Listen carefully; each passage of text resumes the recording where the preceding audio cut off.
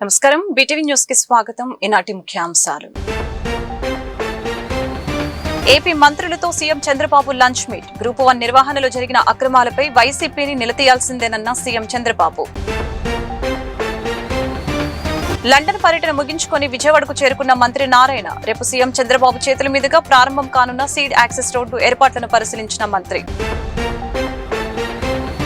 విజయవాడలో పుష్కర ఎత్తిపోతల పథకం పైప్లైన్ పనులపై మంత్రి నిమ్మల సమీక్ష. పుష్కర ఎత్తిపోతల పథకం పైప్లైన్ పనులు ఆశించిన స్థాయిలో వేగవంతం కాకపోవడంపై ఆగ్రహం. ఇంటింటికి తెలుగుదేశం కార్యక్రమం నిర్వహణలో చురుగ్గా ఉన్న నియోజకవర్గాలపై మంత్రి నారా లోకేష్ ప్రత్యేక దృష్టి. ఉత్తమ పనితీరు కనపరుస్తున్న ఎమ్మెల్యేలు, నియోజకవర్గ ఇన్ఛార్జీలకు యువనేత అభినందనలు. గత వైసీపీ ప్రభుత్వ హయాంలో నిర్వహించిన గ్రూప్ 1 పరీక్షల్లో ఘోర తప్పిదాలు జరిగాయని సీఎం చంద్రబాబు అన్నారు. ఇటీవల కాలంలో ఇంత అన్యాయంగా జవాబు పత్రాల మూల్యాంకనం జరగలేదని, 3 సార్లు పేపర్లు దిద్దించడం ఏంటని ఆశ్చర్యం వ్యక్తం చేశారు. అందుబాటులో ఉన్న మంత్రులతో CM Chandrababu Naidu lunch meeting నిర్వహించారు. ఈ సందర్భంగా గత వైసీపీ ప్రభుత్వ హయాంలో నిర్వహించిన గ్రూప్ 1 పరీక్షల్లో ఘోర తప్పిదాలు జరిగాయని సీఎం అన్నారు. ఇటీవల కాలంలో ఇంత అన్యాయంగా జవాబు పత్రాల మూల్యాంకనం జరగలేదని, 3 సార్లు పేపర్లు దిద్దించడం ఏంటని ఆశ్చర్యం వ్యక్తం చేశారు. గ్రూప్ 1 పరీక్ష మూల్యాంకనంలో అక్రమాలకి సంబంధించి నివేదికను హైకోర్టుకు సిట్ సమర్పించిందని, దీనిపై వైసీపీని నిలదీయవలసిందేనని మంత్రులకు తెలియజేశారు. లండన్ పర్యటన ముగించుకొని విజయవాడకు చేరుకున్న మంత్రి నారాయణ అమరావతిలో రేపు సీఎం చంద్రబాబు చేతుల మీదుగా ప్రారంభం కానున్న సీడ్ యాక్సెస్ రోడ్డు మరియు స్టీల్ బ్రిడ్జ్ల ఏర్పాట్లను పరిశీలించారు. దొండపాడు నుంచి తాడేపల్లి వరకు 21.77 కిలోమీటర్ల పొడవున 9 లేన్లతో నిర్మించిన ఈ సీడ్ యాక్సెస్ రోడ్డులో భాగంగా ఉండవల్లి, బంకింగ్హామ్ కెనాల్ మరియు కొండవీటి వాగులపై నిర్మించిన 2 స్టీల్ బ్రిడ్జిల్ని సీఎం ప్రారంభించనున్నారు. ఈ పర్యటనలో సీఎం చంద్రబాబు నూతనంగా నిర్మించిన ఎమ్మెల్యే, ఎమ్మెల్సీల క్వార్టర్లని కూడా ప్రజా ప్రతినిధులకి అప్పగించనున్నారు. లండన్ పర్యటన ముగించుకొని విజయవాడకు చేరుకున్న మంత్రి నారాయణ అమరావతిలోని సీడ్ యాక్సెస్ రోడ్డుని పరిశీలించారు. ఈ రోడ్డు ప్రారంభోత్సవ ఏర్పాటుతో పాటు ముఖ్యమంత్రి చంద్రబాబు నాయుడు రేపు చేపట్టనున్న పర్యటన ఏర్పాట్లను ఆయన స్వయంగా పర్యవేక్షించారు. ఇందులో సెంట్రల్ బీఆర్టీఎస్ తో పాటు 2 వైపుల 11 మీటర్ల వెడల్పులో సర్వీస్ రోడ్లు ఉంటాయి. అమరావతిలో ఉత్తరం నుంచి దక్షిణానికి వెళ్లే N1 నుంచి N17 రోడ్లన్నీ ఈ రోడ్డుకే అనుసంధానమవుతాయని తెలియజేశారు. తాజాగా వెంకటపాలెం నుంచి ఉండవల్లి పాత జాతీయ రహదారి వరకు 2 స్టీల్ బ్రిడ్జిలతో కలిపి చేపట్టిన 3.92 కిలోమీటర్ల 2వ దశ పనులు పూర్తయ్యాయి. అలాగే 3.50 కిలోమీటర్ల మేర 3వ దశ ఎలివేటెడ్ కారిడార్ పనులు ఉన్నాయి. ఇందులో భాగంగా ఉండవల్లిలోని బంకింగ్హామ్ కెనాల్ మీద 110 మీటర్ల పొడవులో మొదటి స్టీల్ బ్రిడ్జిని, కొండవీటి వాగు నుండి గుంటూరు ఛానల్ మీద 280 మీటర్ల పొడవుతో 2వ స్టీల్ బ్రిడ్జిని నిర్మించారు. పుష్కర ఎత్తిపోతల పథకం పైప్లైన్ పనులు ఆశించిన స్థాయిలో వేగవంతం కాకపోవడంపై మంత్రి నిమ్మల రామానాయుడు తీవ్ర ఆగ్రహం వ్యక్తం చేశారు. షెడ్యూల్ ప్రకారం పనులు పూర్తి చేయకుండా నిర్లక్ష్యం వహిస్తే ప్రజా ప్రయోజనాలకి నష్టం కలుగుతుందని, అలాంటి కాంట్రాక్టర్లపై క్రిమినల్ కేసులు నమోదు చేసి జైలుకి పంపించడానికి కూడా వెనకాడవద్దని కలెక్టర్, ఎస్పీలను ఆదేశించారు. విజయవాడలో పుష్కర ఎత్తిపోతల పథకం పైప్లైన్ పనులపై రాష్ట్ర జలవనరుల శాఖ మంత్రి నిమ్మల రామానాయుడు వీడియో కాన్ఫరెన్స్ ద్వారా సమీక్ష నిర్వహించారు. ఈ సమావేశంలో పోలవరం జిల్లా collector, SP, irrigation adviser Venkateswararao, ENC Narasimhamurthy, ఈఈలు, కాంట్రాక్ట్ ఏజెన్సీల ప్రతినిధులు పాల్గొన్నారు. ఇటీవల పుష్కర ఎత్తిపోతల పైప్లైన్ పనులకి సంబంధించిన వర్క్ షెడ్యూల్ ని అధికారులు, ఏజెన్సీల ప్రతినిధులు ముఖ్యమంత్రి చంద్రబాబు నాయుడికి అందజేశారు.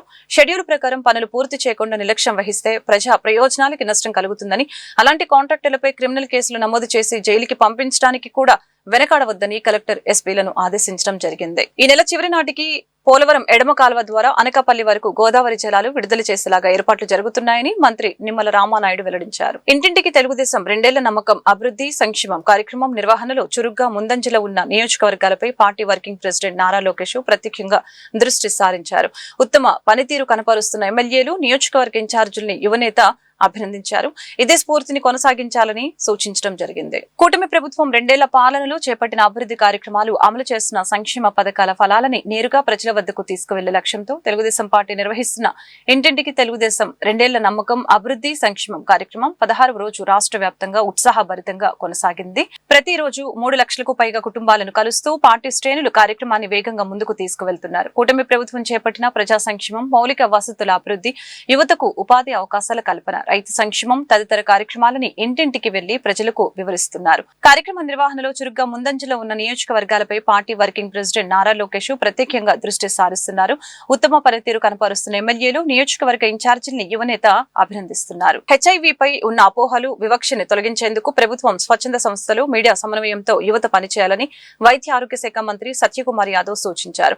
2027 నాటికి హెచ్ఐవి నివారణ, నియంత్రణలో 95% లక్ష్యాన్ని సాధించే దిశగా ప్రభుత్వం చర్యలు చేపడుతుందని అన్నారు. అందరి సమన్వయంతో హెచ్ఐవి రహిత సమాజ నిర్మాణం సాధ్యమవుతుందని మంత్రి విశ్వాసం వ్యక్తం చేశారు. విజయవాడలోని తుమ్మలపల్లి కళాక్షేత్రంలో ఇంటెన్సిఫైడ్ ఐఈసీ క్యాంపెయిన్ 2026 కార్యక్రమం జరిగింది. ఈ కార్యక్రమానికి ఆరోగ్య శాఖ మంత్రి సత్యకుమార్ యాదవ్ ముఖ్య అతిథిగా పాల్గొన్నారు. కార్యక్రమంలో ఆయన మాట్లాడుతూ సమాజంలో నెలకొన్న సమస్యల పరిష్కారంలో యువత కీలక పాత్ర పోషించాలని పిలుపునిచ్చారు.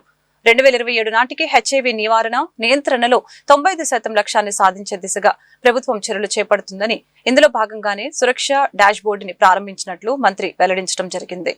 నాటకాలు, కరపత్రాలతో పాటు సోషల్ మీడియా ఇన్ఫ్లుయెన్సర్లని భాగస్వామ్యం చేస్తూ విస్తృత అవగాహన కల్పిస్తున్నామని చెప్పారు.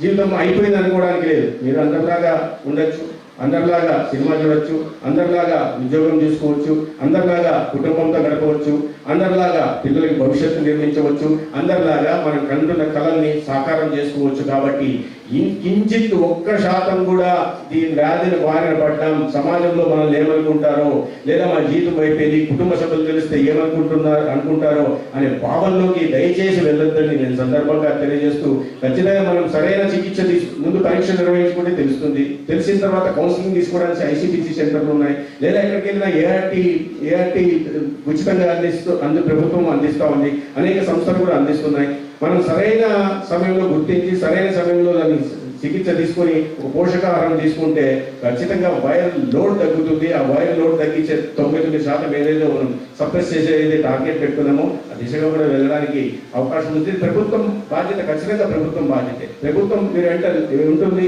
సంక్రమించకుండా, కొత్తగా సంక్రమణలు జరగకుండా కాపాడుకోవడం, తర్వాత సరైన చికిత్స అందించడం కూడా ప్రభుత్వం బాధ్యత. అది ప్రభుత్వం చేస్తూ ఉంది. గర్భిణీ స్త్రీలను గుర్తించి వాళ్ళని పరీక్షలు నిర్వహించడం ద్వారా బిడ్డకు సంక్రమించకుండా కాపాడుకునే ప్రయత్నం చేస్తాం. ఒకవేళ సంక్రమించిన తర్వాత బిడ్డ వస్తే వారికి కూడా సరైన చికిత్స అందించే ప్రయత్నం చేస్తాం. ప్రాణం ఎయిడ్స్ కారణంగా పోకుండా చూడాల్సిన బాధ్యత ప్రభుత్వాన్ని, ఆ బాధ్యత పూర్తిగా ప్రభుత్వం నిర్వహిస్తూ ఉంది. ఒక ఎయిడ్స్ రహిత సమాజాన్ని నిర్మించాలంటే సమాజంలో ప్రతి ఒక్కరు కూడా భాగస్వాములు కావాల్సిన అవసరం ఉందని ఈ సందర్భంగా నేను తెలియజేసుకుంటూ, ప్రధానంగా యువతి గదులకు లేదా పరీక్షలకు ఇతరత్ర వాటికి పరిమితం కాకుండా సమాజంలో జరుగుతున్న వాటి పట్ల కూడా అవగాహన కలిగించుకొని, సమాజంలో మొన్న వచ్చిన విషయమే జరిగింది నీటికి సంబంధించి, లేదా అనేక రాష్ట్రాల్లో పేపర్ లీక్లు ఉంటే యువత బయటకు వచ్చారు. యువత బయటకు వచ్చి ప్రభుత్వాన్ని నిలదీయగలిగారు. ప్రభుత్వాన్ని నిలదీయడం దానికి సమస్యకు పరిష్కారం చూపే దిశగా ప్రయత్నం చేయాలి. అది కేవలం దీనికి విద్యా వ్యవస్థకు మాత్రమే యువత పరిమితం కాకుండా సమాజంలో ఉంటున్న ప్రతి విషయంలో కూడా అవగాహన కలిగించాలా. అవగాహన కలిగించిన దాన్ని మనకి విస్తృతంగా తీసుకెళ్లే ప్రయత్నం చేయాలి. ఇవాళ ఒక బుక్లో చాలా విస్తృతంగా ఏ రకంగా సంక్రమిస్తుంది, తీసుకోవాల్సిన జాగ్రత్తలు చాలా విస్తృతంగా చెప్పారు.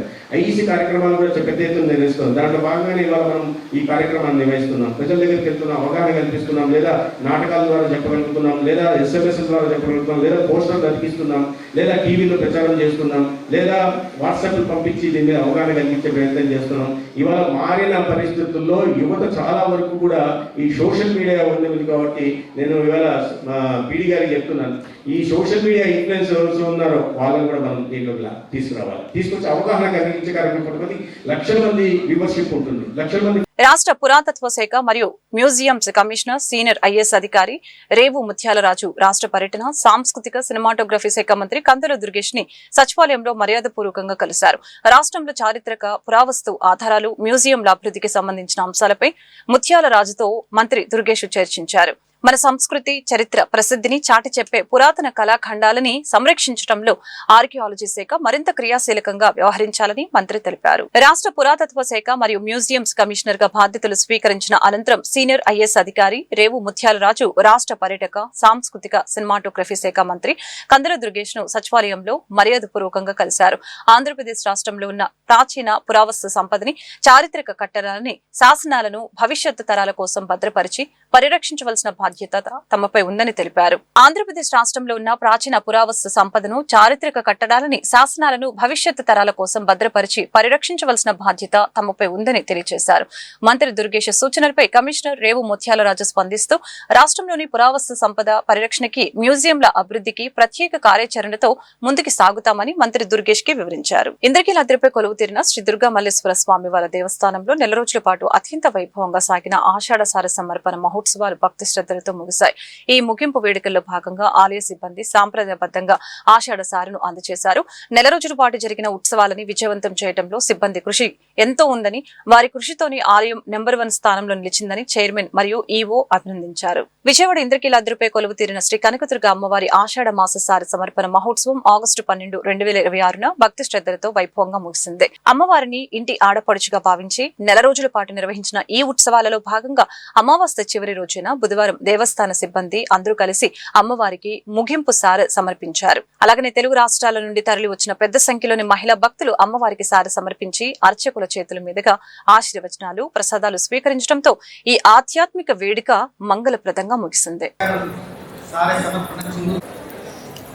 గౌరవ చైర్మన్ వారి దంపతులు, మన స్థానాచార్య వారి దంపతులు, ఇక్కడికి విచ్చేసినటువంటి సిబ్బంది, వారి కుటుంబ సభ్యులు, నా కుటుంబ సభ్యులు, ప్రతి ఒక్కరికి కూడా చేసుకోవడానికి మనకు అదృష్టం వచ్చింది. అంటే వచ్చే భక్తులందరూ కూడా అమ్మవారికి కొలవడానికి భక్తి శ్రద్ధలతో వస్తున్నప్పుడు ఇక్కడ ఉండే సిబ్బంది మొత్తం కూడా కుటుంబం కుటుంబాన్ని కూడా వదిలి రాత్రి పోయిన పనిచేశారు.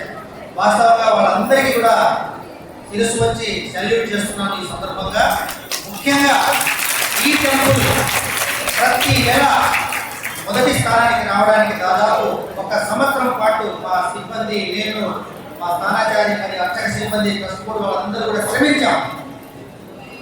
ఎక్కడ నెగిటివ్ వస్తుంది, ఇంత కష్టపడుతున్నాం.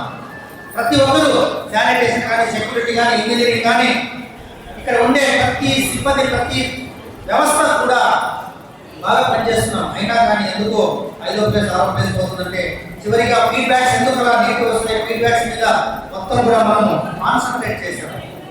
ఈ యొక్క ప్రథమ స్థానాన్ని ఇలాగే మనం కన్సిస్టెన్సీగా నిలబెట్టుకుంటూ ప్రతి ఒక్కరు కూడా, నేను ఇందాక చెప్పాను, మన రాష్ట్ర జనాభా 5 నుంచి 6 కోట్లు ఉంటే ఇక్కడ పని చేయడం కోసం మనకు అదే పనిగా అమ్మవారు మనల్ని, అంటే మనలో ఆ యొక్క ఉత్సాహం, అమ్మవారికి సేవ చేసే అదృష్టం, మీరు కష్టపడే తత్వం ఉంది కాబట్టి మనకు ఇక్కడ ఈ ఉద్యోగం వచ్చిందని చెప్పేసి మనమంతా అది తలుచుకుంటూ, అది ఖచ్చితంగా ఆలోచించుకుంటూ, ఇంకా ఇన్ని లక్షల మంది వచ్చిన రాత్రనక పగలనక ఎవరు కూడా నొప్పి పడకుండా, నొప్పించకుండా వచ్చిన భక్తులందరికీ సంతోషంగా ఇక్కడ వారికి మంచి దర్శనాన్ని కల్పించి, వారికి సకల సౌకర్యాలు కల్పించి, వారు క్షేమంగా ప్రశాంతతతో వారి ఊరికి వెళ్ళి మన దేవాలయంలో చేస్తుండే కార్యక్రమాలు ఊరు వాడవాడ చెప్పుకునేలా మనమంతము కృషి చేయాలని చెప్పేసి చివరిగా మీ అందరికీ కూడా తెలియజేసుకుంటూ,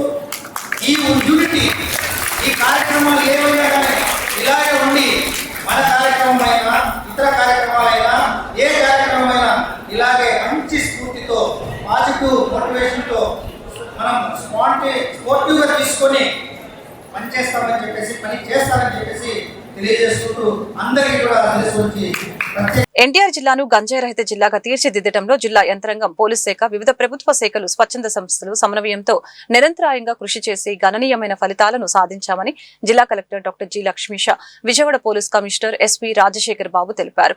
విజయవాడకు సంబంధించి గంజాయి బ్యాచ్, అలాగనే బ్లేడ్ బ్యాచ్ అనే నానుడి ఇకపై వినిపించకుండా చేయవలసిన బాధ్యత ప్రతి ఒక్కరిపై ఉందని తెలిపారు. జిల్లా కలెక్టరేట్ లోని శ్రీ పింగళి వెంకయ్య సమావేశ మందిరంలో బుధవారం ఎన్కార్ నషా ముక్త్ భారత్ కార్యక్రమాలపై నిర్వహించిన సమావేశంలో జిల్లా కలెక్టర్ డాక్టర్ జి. లక్ష్మీష అధ్యక్షత వహించారు. సమావేశంలో police commissioner SP Rajasekhar Babu, DCP admin KVG Saritha, eagle అధికారి రవీంద్ర, జిల్లా వయోవృద్ధుల దివ్యాంగుల సంక్షేమ శాఖ అధికారి వి. కామరాజు, వివిధ శాఖల అధికారులు, స్వచ్ఛంద సంస్థల ప్రతినిధులు పాల్గొన్నారు. విజయవాడకు సంబంధించి గంజాయి బ్యాచ్, బ్లేడ్ బ్యాచ్ అనే నానుడి ఇకపై వినిపించకుండా చేయవలసిన బాధ్యత ప్రతి ఒక్కరిపై ఉందని జిల్లా కలెక్టర్ సూచించారు. గంజాయి కార్యకలాపాలకు సంబంధించిన సమాచారాన్ని అందించే వారి వివరాలను పూర్తిగా గోప్యంగా ఉంచుతామని కలెక్టర్, పోలీస్ కమిషనర్ తెలిపారు. దళితుల హత్య కేసులో ఫాస్ట్ ట్రాక్ కోర్టు ఏర్పాటుతో పాటు హత్యలకు గురైన దళితుల కుటుంబాలకి ₹1 కోటి పరిహారం అందించాలని ఏపీ ఎంఆర్పీఎస్ రాష్ట్ర అధ్యక్షులు దాసరి సువర్ణరాజు డిమాండ్ చేశారు.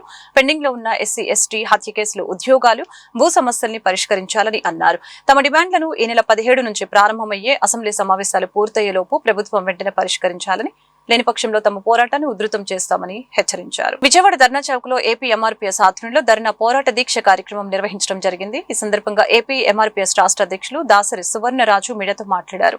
కూటమి 2 ఏళ్ల పాలనలో 22 మంది దళితులు దారుణంగా హత్యకు గురయ్యారని అన్నారు. ఎస్సీ ఎస్టీ హత్య కేసుల్లో పెండింగ్ లో ఉన్న ఉద్యోగాలు, భూమి సమస్యల్ని వెంటనే పరిష్కరించాలని తెలియజేశారు. క్రాంతికుమార్ కేసులో తమ కుటుంబానికి అండగా నిలిచి పరామర్శించిన ప్రతిపక్ష నేత జగన్మోహన్ రెడ్డికి, బహుజన సమాజ్ పార్టీ నాయకులకు, ఇతర సంఘాల పార్టీలకు ప్రత్యేక ధన్యవాదాలు తెలిపారు. టీఎం రమేష్ అనేటువంటి ఒక మాదిగా లీడర్, ఒక కులానికి అధ్యక్షుడు వహిస్తున్నటువంటి అతన్ని ఒక బీసీ మహిళా బిడ్డకి న్యాయం చేయడం కోసం వెళ్తే అతన్ని కూడా క్రూరంగా ఇంటి దగ్గర వాకింగ్ వెళ్తే అతన్ని ట్రాక్టర్తో గుద్దిచ్చి చంపి అత్యంత దారుణంగా 12 మంది చంపడం జరిగింది. అలాగే గోవిందమ్మ తన భూమిని లాక్కున్నటువంటి కొంతమంది అగ్రవర్ణాలకు చెందిన వ్యక్తులు, అలాగే కూటమి పాలనలో ఉన్నటువంటి నాయకులు భూములు లాక్కుంటే ఆ భూమి కోసం పోరాటానికి వెళ్తే ఆ గోవిందమ్మని అత్యంత దారుణంగా ట్రాక్టర్తో తొక్కించి చంపినటువంటి సంఘటన. అలాగే జానకమ్మ డిసెంబర్ 27వ తేదీన ఇంటి నుంచి బయటికి వెళ్తే జానకమ్మను ఆటోలో తీసుకొచ్చి అడవిలో తీసుకెళ్ళి దారుణంగా చంపేసినటువంటి సంఘటన. ఈ రోజుకి ఆ కుటుంబానికి న్యాయం జరగల. ఆ కుటుంబ సభ్యులు కూడా ఇక్కడ నాతో పాటు ఉన్నారు. అదేవిధంగా బ్రహ్మంగారు మఠం కడప జిల్లాలో సతీష్ ఓబులేషను, వీళ్ళిద్దరు యువకులు, వీళ్ళని చెరువులో పడేసి చనిపోయి హత్య కాబడితే ఈ రోజుకి ఆ కేసు కోసం 7 నెలలుగా రోడ్లెక్కి పోరాడుతున్నాం. ఆ కుటుంబంలో ఇంకా కనీసం మర్డర్ కేసు కింద కూడా కేసు కట్టల. అలాగే ఏహో అనేటువంటి ఒక మాదిగ బిడ్డని లాకప్ డెత్లో చంపేసి ఆ కేసును కూడా ఇంకా అసలు ఆ కేసే మాయం చేసేటట్టు చేశారు. అదేవిధంగా సంజయ్ అనేటువంటి కర్నూలు ఒక కార్పొరేటర్, తెలుగుదేశం పార్టీ కార్పొరేటర్ సంజయ్ని అత్యంత దారుణంగా నడి రోడ్డు మీద కొడవలతో హత్య చేసి నరికి చంపితే సంజయ్ కుటుంబానికి కూడా న్యాయం జరగల. అలాగే మనోహర్ అనే వ్యక్తిని మంచినీరు బాటిల్ దగ్గర అడిగితే ఇవ్వనందుకు వాడు బారులో ముందు తాగుతూ రోడ్డు మీద వెళ్తున్న వ్యక్తిని అడిగినందుకు ఇవ్వబోతే ఇంటికి ఆటోలో వెళ్ళి కత్తితో పొడిచి చంపితే ఈ రోజుకి ఆ కుటుంబానికి న్యాయం జరగల. అదేవిధంగా నిన్న కాక మొన్న మా రావులపాలెంలో అనూసాయి అన్నట్టు ఒక 23 ఏళ్ల కుర్రోన్ని ఇంటి దగ్గర పడుకున్నాను 9 గంటలకి తీసుకెళ్ళి ఇంటి వెనకాల పాడిపోయినటువంటి స్థలంలో రాయి తీసుకొని తలను బాది తలలో ఉన్నటువంటి కళ్ళును కూడా బయటికి తీసి అత్యంత దారుణంగా చంపితే ఈ రోజుకి ఆ కేసు అయింది కూడా ఆ బాధిత కుటుంబానికి తెలియట్లా. అదేవిధంగా విజయభాస్కర్, ఇది చాలా దారుణమైన సంఘటన. సత్యసాయి జిల్లా మడకశిర మా నియోజకవర్గ ఎమ్మెల్యే కూడా మా మాదిగ సామాజిక వర్గం చెందిన వ్యక్తి. ఇదే ఎంఆర్పీఎస్ వ్యక్తి అక్కడే జరిగితే ఫోన్ చేసి పిలిపించి, ఎవరైతే ఒక మహిళ ఫోన్ చేసి ఆ విజయభాస్కర్ని పిలిపిస్తే మధ్యాహ్నం 12:15కి వెళ్ళిన వ్యక్తి 1:30కి అదే బిడ్డ ఫోన్ చేసి కుటుంబ సభ్యులకి మీ అబ్బాయి చనిపోయాడని చెప్తే ఆ కేసు గురించి ఇప్పటిదాకా పోరాడుతుంటే ఆ కేసులో నేచురల్ డెత్ అని చెప్పి రిపోర్ట్ రావడం కూడా చాలా బాధాకరం. ఆ కేసులో కూడా రీపోస్ట్ మార్టం చేసి అది హత్యగా నిర్ధారించారు. కర్నూలు ప్రాంతం ఇవన్నీ కూడా రాజకీయంగా ఎంతో చైతన్యం పొందినటువంటి ఒక ప్రాంతాలు. భారతదేశానికే ఈ ప్రాంతంలో ఉండేటువంటి నాయకులు ఎప్పటి నుంచో కూడా ఒక పొలిటికల్ గైడెన్స్ ఇచ్చినటువంటి ఒక ప్రాంతం ఇది. దానిలో అటువంటి చోట ఈరోజు స్వాతంత్రం వచ్చి ఇన్ని సంవత్సరాలు అయిపోయిన తర్వాత కూడా 79 సంవత్సరాలు అయిన తర్వాత ఇవాళ రాజ్యాంగం ఏర్పడి 75 సంవత్సరాలు 76 సంవత్సరాలు అయిన తర్వాత కూడా ఇప్పటికీ దళితుల మీద దాడులు జరుగుతున్నాయి, దళితులు హత్యలకు గురవుతున్నారు అని అంటే ఏంటి కారణం? ఎవరు కారణం? ఒకటి మటుకు గుర్తుపెట్టుకోవాలా, ఇవాళ ఏ కులం వాళ్ళైనా, ఎవరైనా, ఎంత పెద్దవాళ్ళైనా, ఎంత డబ్బున్న వాళ్ళైనా, ఎంత రాజకీయ అధికారం ఉన్న వాళ్ళైనా ఒకటి గుర్తుపెట్టుకోవాలా, ఏంటనంటే బలవంతుడ నాకేమని పదుగురితో నిగ్రహించి పలుకుట మేలా, బలవంతుడ నాకేమని పరుగులతో నిగ్రహించి పలుకుట మేలా, బలవంతమైన సర్పము చలిచీమల చేత జిక్కి చావదే సుమతి. దానిలోపల ఒక టైం వచ్చినప్పుడు నీ డబ్బు, నీ అధికారం, నీ పవర్, నీది కూడా ఏది కూడా పనిచేయదు ప్రజా తిరుగుబాటు జరిగినప్పుడు. మొన్న ఢిల్లీలో జరిగింది ఏంటిది? దీనిలో యూత్ కనుక తిరుగుబాటు చేసినప్పుడు కేంద్ర విద్యాశాఖ మంత్రికి తల వంచి రాజీనామా చేయాల్సిన పరిస్థితి అనేది భారతదేశంలో ఏర్పడింది. కాబట్టి ఇవాళ అధికారం ఉన్న వాళ్ళు గుర్తుపెట్టుకోవాలా, దానిలో పోలీస్ అధికారం కూడా గుర్తుపెట్టుకోవాలా. SC ST prevention of atrocities act లోపల ఒక చక్కని ప్రొవిజన్స్ ఉన్నాయి. అధికారులు కనుక తమ వ్యక్తిత్వ ధర్మాన్ని నెరవేర్చకుంటే, తమ డ్యూటీ తాము చేయకపోతే, అక్రమంగా కనుక డ్యూటీ చేస్తే, తాము న్యాయం చేసే విధానం లోపల కనుక వాళ్ళు పొరపాటు కనుక చేస్తే వాళ్ళకు కూడా జైలు శిక్ష ఉంది ఎస్సీ ఎస్టీ యాక్ట్ ప్రకారంగా.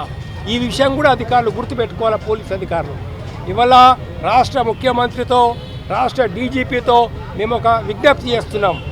ఈ యొక్క 22 మంది దళితుల మీద హత్యలు జరిగినాయంటే ఇందులో 19 మంది మీదనేమో మర్డర్ కేసులు పెట్టారు, మిగతా 2-3 ఆత్మహత్యలుగా చూపిస్తున్నటువంటి ఒక పరిస్థితి ఉంది.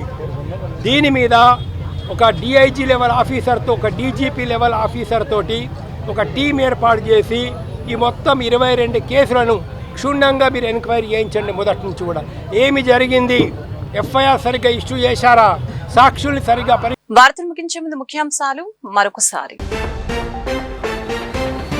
ఏపీ మంత్రులతో CM Chandrababu lunch meet. Group 1 నిర్వహణలో జరిగిన అక్రమాలపై వైసీపీని నిలదీయాల్సిందేనన్న సీఎం చంద్రబాబు.